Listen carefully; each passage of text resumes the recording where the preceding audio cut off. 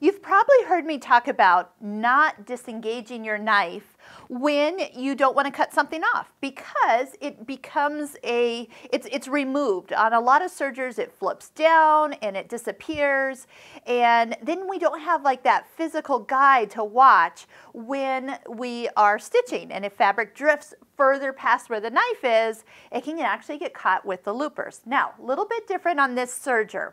On the side, I'm going to turn you this way, okay? On this side of the serger, there is a lever that allows you to disengage the knife.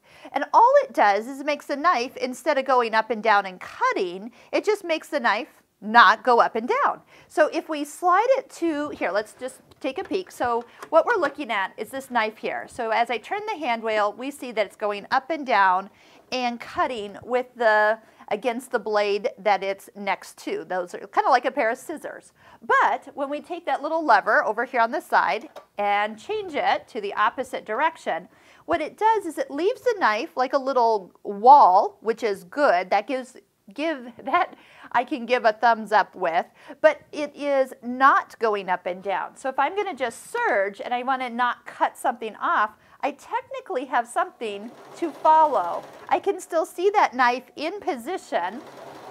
You just want to make sure your fabric doesn't kind of get over the top of it and get too far in. Now I'm kind of doing that just accidentally here. And actually, oh, don't do that because, well, it's not going to cut. What I did was, as I tried to stitch, I got too far over and it actually tunneled my fabric because it kind of crept up and over the knife.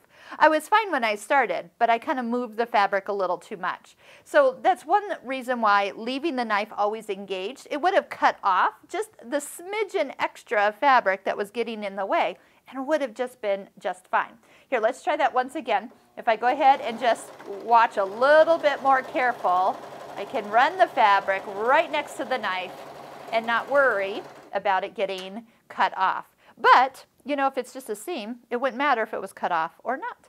But don't forget to re-engage it, and when you start to stitch, it'll click back into place, and now it's going up and down and allowing it to cut through the fabric. And then I get my little cutter back too.